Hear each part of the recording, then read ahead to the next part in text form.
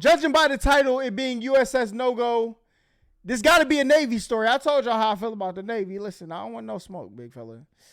Leave them guys over there, and we going to be over there. You know what I'm saying? Let's see what happened. Ah, yes, El Frale. That America's time the US invincible military-industrial concrete complex decided to battleship. play Pimp My Island.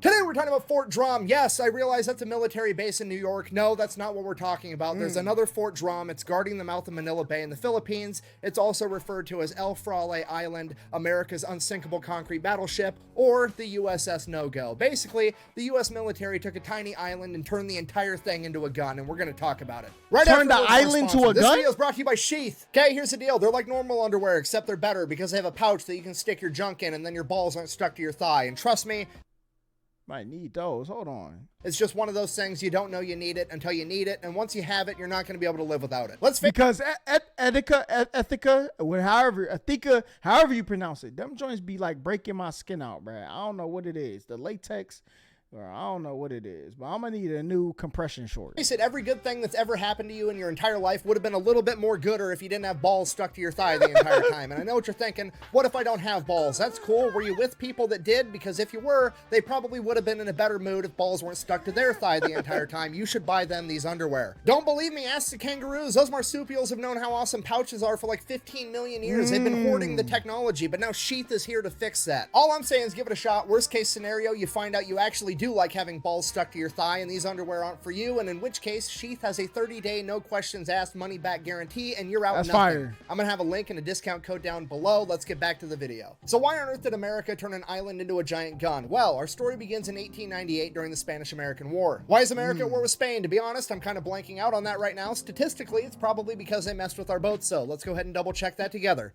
How did the Spanish-American War start?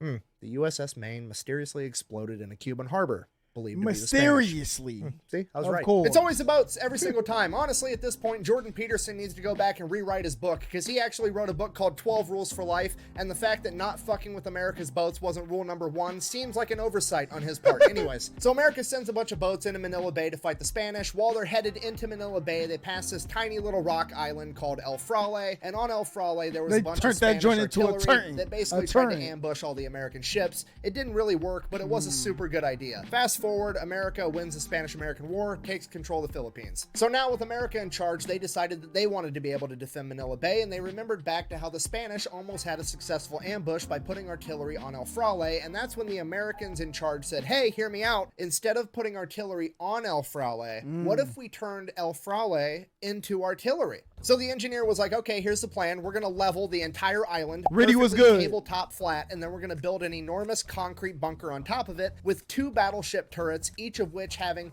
2... Yo, it looks like a ship. That's crazy. 12-inch guns on them. So the engineer in charge draws the blueprints up, sends those off to the War Department to get approval, at which point the War Department is like, hold on, let me get this straight. You want to level an entire island, build an enormous concrete bunker on top of it, and then you want to equip it with 2 battleship turrets, each of which has 2 12-inch guns that we're going to have to manufacture in Watervliet Arsenal in New York and ship them all the way to the Philippines. To which the engineer is like, yeah, that's exactly what I want to do. America and the said, War of Department course. is like, great idea. Rookie numbers in this racket. because we're going to do 14-inch guns, each of which is going to be shooting 1,600-pound shells. If somebody tries to sneak into 1,600 pounds. Okay, when they say 14-inch guns, clearly the barrel is longer than 14 inches. Does that mean like the opening is 14 inches? How long is 14 inches? It's like seems like it would be wider than that though. Manila Bay, we're literally going to start shooting cars at them till they go away. So That's they start crazy. construction in 1909, and it takes them 5 years to finish. And what they end up with is Fort Drum. Its concrete is anywhere between 25 and 36 feet thick. The top deck is completely reinforced with steel, essentially making the entire fortress completely impervious to any weapon that exists at this point in time. Then the guns on top are 14-inch M1909 guns in a dual turret that was specially manufactured just for Fort Drum, and it is the only place they were ever used. This turret has armor that is 18 inches thick, virtually making that impervious too. Then, just in case being able to shoot cars at people you don't like while being inside of a bunker that makes you impervious to retaliation isn't enough, it also has 4 6-inch guns and 2 3-inch anti-aircraft guns. And inside the bunker, they have 6 months worth of food, their own power plant, and a distillery so that they can make their own... Come on! They was in there getting boozed up! Clean drinking water. And it's better because they're not like on an actual boat. So they're not doing this while they drinking and getting sick.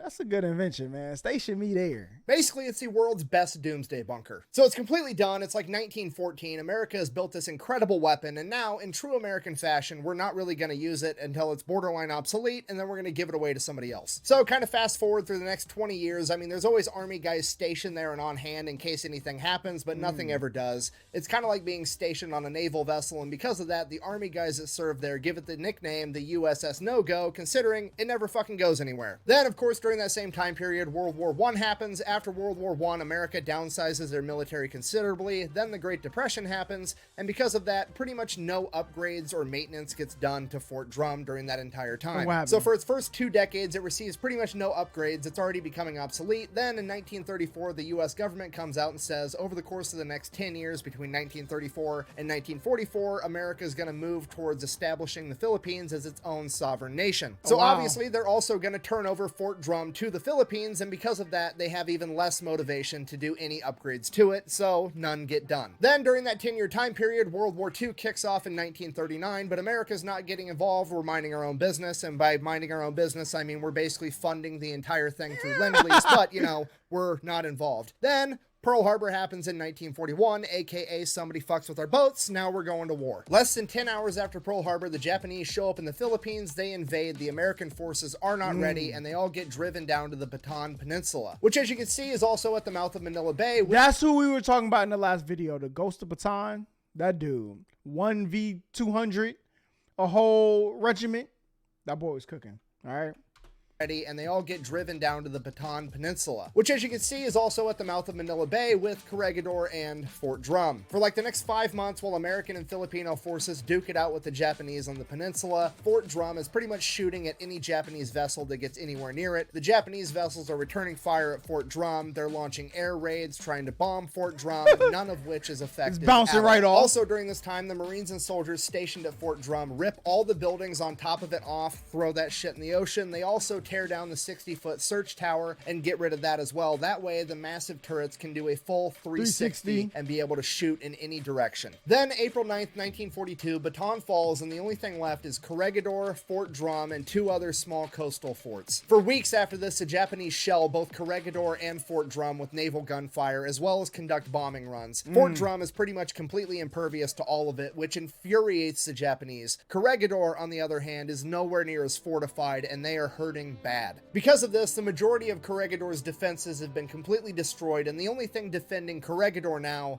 is Fort Drum. On May 5th, 1942, the Japanese would launch an amphibious attack on Corregidor. Fort Drum would land direct hits on 2 Japanese landing craft, destroying them completely, infuriating the Japanese even further. Despite that, it wasn't enough, and the Corregidor Japanese was would getting fall cooked on May 5th. The concrete battleship and the 240 men manning it are now the last holdouts in the Philippines against the Japanese. Because didn't the Japanese get beat to sleep by the eager beavers too?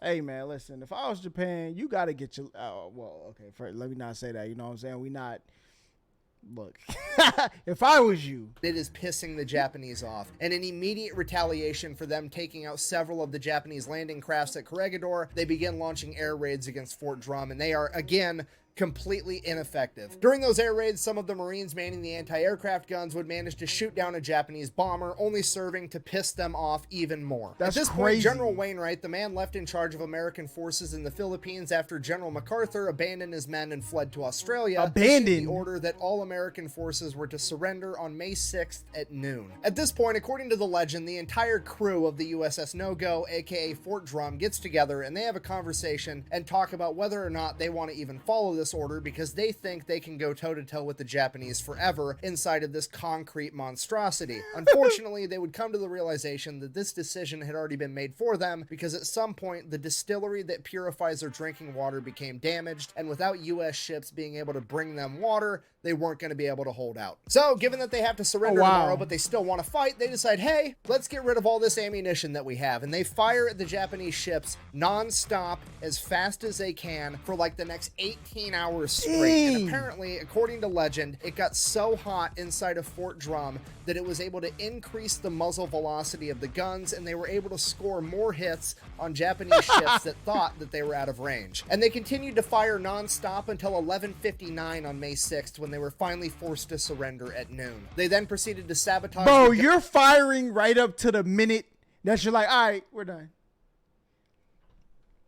I don't know if I'm adult enough for that, okay? Guns, the power plant, and flood as much of Fort Drum as they possibly could, making it useless to the Imperial Japanese. At the time of their capture, all 240 men were still alive, and only 5 of them had been injured after weeks of combat. They would then be taken as prisoners by the Imperial Japanese, where the majority of the men would be tortured, starved, and worked to death, and it is believed that less than 30 of the men at Fort Drum returned home after World War II. Fast forward 3 years, 1945, America is now winning the war in the Pacific, and they have returned to the Philippines to reclaim them from the Japanese. At this point, Fort Drum is believed to be completely inoperable, and nobody has seen anything that would suggest otherwise until in April of 1945, an American PT boat would get a little bit too close, and Japanese machine guns would begin firing upon him from Fort Drum. This intel gets sent up the chain of command, at which point nobody really knows what's happening. Maybe they're trying to restore Fort Drum and use it. Maybe there's just a bunch of Japanese soldiers that are being barracked there. Who knows? Either way, Uncle Sam says, you know what? That's mine,